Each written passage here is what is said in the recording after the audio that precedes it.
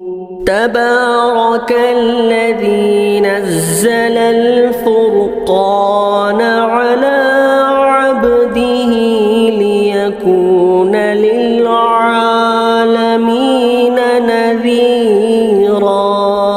کسی بھائی نے سوال کیا ہے صدقہ فطر کے وجوب کا وقت کیا ہے؟ ماشاءاللہ سوال بہت بہترین ہے۔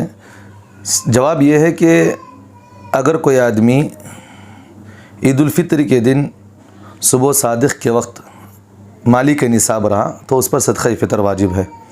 یعنی کہ مثال کے طور پر ایک آدمی صبح صادق کے وقت سحری کا وقت جیسے ہی ختم ہوا تو صبح صادق اس وقت شروع ہوتا ہے، تو سحری کے وقت میں اگر کوئی آدمی مالی کے نصاب ہو گیا، اب پھر فجر کا وقت داخل ہو گیا تو جس وقت داخل ہوا تو وہ مالی کے نصاب رہا اور صاحب نصاب رہا تو اس پر صدقہ فطر واجب ہے۔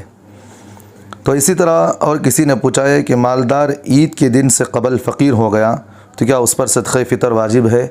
دیکھیے، اگر کوئی آدمی مالدار تھا اور صبح صادق اس حالت میں کیا کہ وہ فقیر ہو گیا تھا تو اس پر صدقہ فطر واجب نہیں ہے۔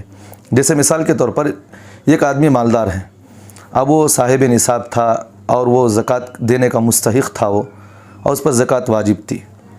اب وہ صبح صادق یعنی فجر کا وقت شروع ہونے سے پہلے فقیر ہو گیا، پورا مال اس کا ضائع ہو گیا۔ اب ضائع ہونے کے بعد اب وہ اس حالت میں صبح صادق کر رہا ہے کہ اس کے پاس کوئی مال نہیں ہے تو اس پر کوئی صدقہ فطر واجب نہیں۔ اسی طرح اگر کوئی آدمی فقیر تھا لیکن صبح صادق سے پہلے اتنا مال اس کے پاس آ گیا جس سے وہ زکوٰۃ دینے کا مستحق تھا، یعنی وہ صاحب نصاب ہو گیا۔